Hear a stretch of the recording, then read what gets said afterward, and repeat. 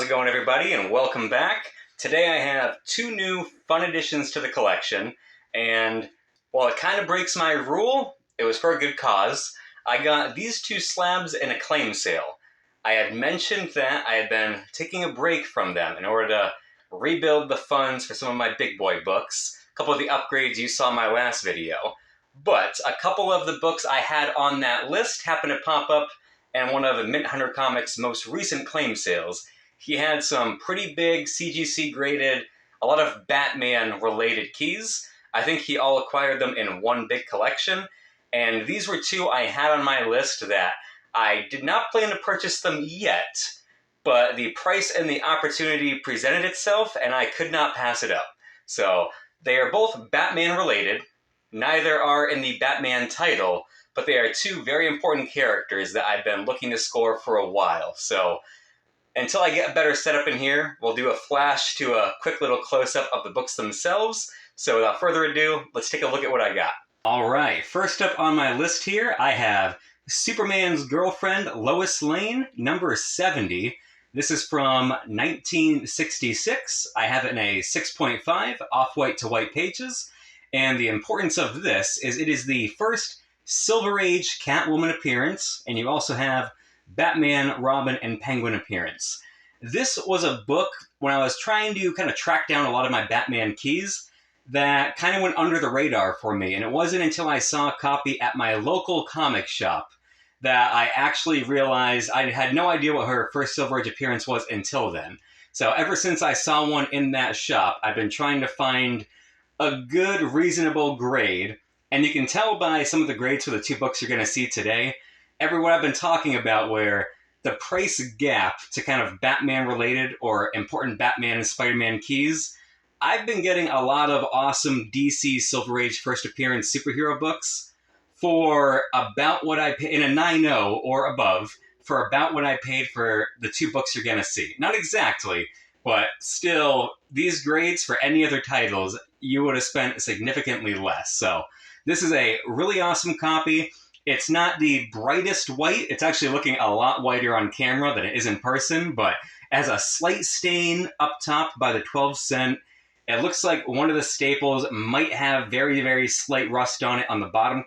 But other than that, it is a gorgeous presenting 6.5 copy that is extremely cool to have in the collection. All right, and just panning for a closer look here, just so you get a nice, beautiful close-up of the book. And there you have, turning Superman into a cat was my last perfect crime, Lois. And now I'll change you into a mouse. So in addition to being the first Silver Age appearance, it's also just this classic cat fight cover that kind of fits into that subcategory for a lot of collectors. So just a really, really awesome, extremely cool book. Happy to add it to my first appearance slash first Silver Age appearances. And we'll go just a quick little look on the back. Again, nothing too crazy, but very, very clean for a 6.5.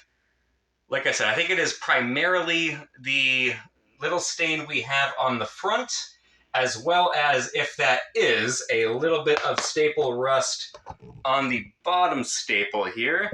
You can kind of see a close-up of it right there.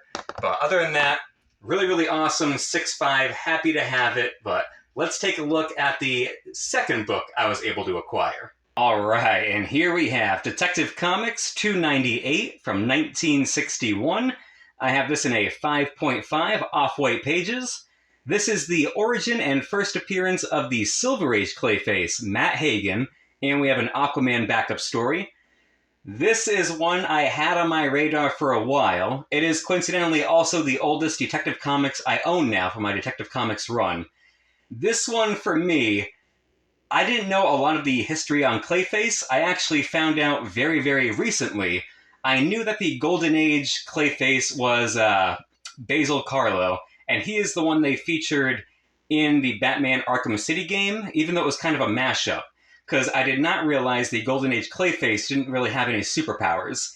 He was just an actor who wore a clay mask and went around kind of murdering his co-stars, I believe. It wasn't until this version of Clayface, Matt Hagen, that you actually have the Clayface we know today with the shape-shifting abilities. And this, to me, is also my Clayface, as I've mentioned before, Batman the Animated Series was a huge influence on me growing up and the style of Batman that I love as a kid. So for me, the Clayface episodes, in addition to being some of my favorite, were also some of the more tragic episodes, just in terms of that character and what they did with it in the show. So for me, Matt Hagen is the Clayface that I knew growing up. So it's super cool to see that not only is it just a regular first appearance of a Silver Age character, but in a way, it is kind of a true first appearance where it is the first appearance of the character Matt Hagen, and it is the first appearance of the Clayface and his shape-shifting ability that we all know and love today. So this is a book I was extremely happy to get. This one goes a little pricier compared to some of the other Batman, especially in Detective Comics, like a lot of the first Silver Age Two-Faced, first Silver Age Penguin, Riddler, just because of how old it is, and I'm not sure if it's more susceptible to damage. I also think it went under the radar a bit, so I'm not sure if people were grading these like crazy, like they were the other villains. I haven't checked out the census. I just know that this book didn't seem to pop up nearly as much, and it always went for a pretty penny more than the other ones. But like we did before, let's go ahead and get a nice close-up look of this book right here. All right, so here we have, again, Detective Comics 298 with that awesome, I will say it 1,000 times. You guys all know I am a huge fan of purple covers. The way that yellow moon just really pops off that background. You have the house. And I love looking at it, too, of the copies I've seen, that you have this little white section on the hand, almost like they copy and pasted the character. It's like the colorist missed that section, but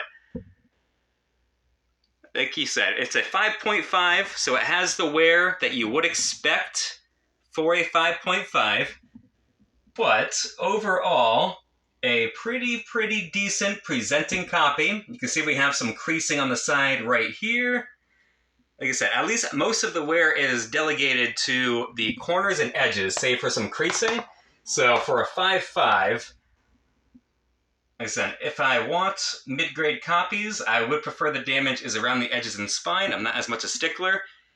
That way, the main cover art and the character and everything you want to see is just there, beautiful, it presents. It's kind of a by the book, not the grade. Yes, it's a 5.5, but all the damage is kind of where you want to see the damage. So there we have it, Detective Comics 298. All right, so there we have it, everybody. Just a really quick video showcasing 2 more awesome additions to the collection. Like I said, I've been really good on not going binge crazy on eBay, not going binge crazy on claim sales, and these are kind of the fruits of those labors. The upgrades you saw last time, the 2 books I have here, and the next video, I have 2 more editions, as well as there is 1 more on the way, but next video will showcase 2 more books. One is a very important Teen Titans first appearance that's not the main team. It's a little bit older, you might be able to figure out who the character is, as well as a more recent, I believe it's 80s first appearance.